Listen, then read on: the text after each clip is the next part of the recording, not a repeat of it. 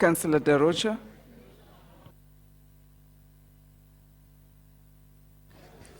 Thank you, Madam Speaker. Madam Speaker, the department talks about 7 of its priorities. Number 1, a city that gets the basics right. Number 2, a safe and secure city. Number 3, a caring city. Number 4, a business-friendly city. Number 5, an inclusive city. Number 6, a well-run city. And number 7, a smart city. I will speak on some of them. Let's start with priority number 2, a safe and secure city. On the subject, I would like to focus on the more dangerous cases. We have 28 arrests for possession of illegal firearms and the recovery of 28 firearms, 40 arrests for stolen motor vehicles, and 924 for driving under the influence. This is a high number that does not seem to get smaller in every report. I commend the fact that there were less than 28 illegal firearms in the streets of Johannesburg. Some of them were possibly in the hands of dangerous criminals. I commend the 40 arrests for stolen motor vehicles and the fact that 175 vehicles were recovered. What alarms me the most is the driving under the influence. Yes, people are getting arrested, but they are still driving a distance under the influence before they get caught.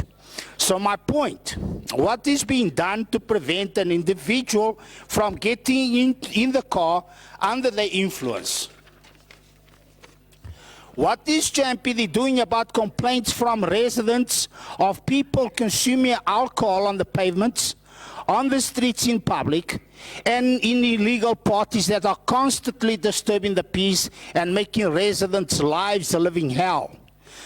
Part of the safe and secure city is Metro Police taking an initiative and deal with residents that constantly commit the infringement as per above mentioned.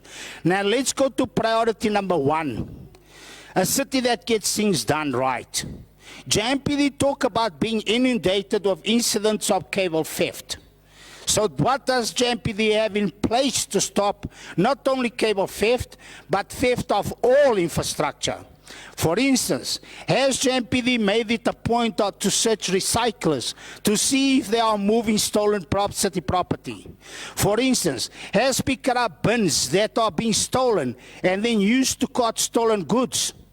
Has JMPD made any arrests in regards to a person being in possession of a picked-up stolen bin? Has JMPD made any attempts to install law and order to the citizens of this city that are constantly spitting in our faces? By law enforcement program, Madam Speaker, I see all the reports and quite frankly, work is being done. However, what's confusing me is exactly where this work is being done. I understand that Johannesburg is a very large city, but service delivery is not being done fairly across the city. Yes, many wards don't have land invasion issues, but many other wards in the city do have problems that don't seem to get resolved. For instance, wards like Ward 61, Ward 64, Ward 66, Ward 67, Ward 118, actually simplifying wards across region F1 and F2.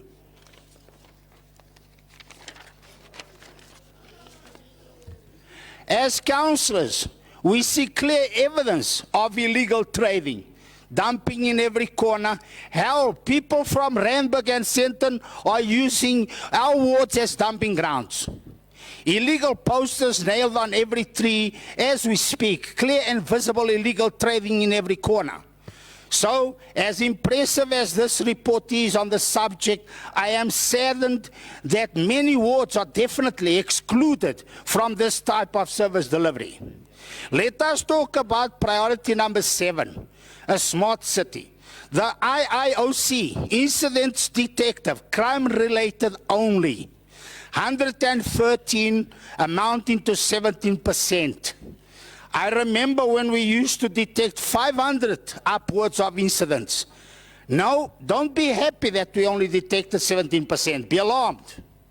Be alarmed because the reason for that drop is simply that from 574 operational cameras. There are only 6 cameras operational.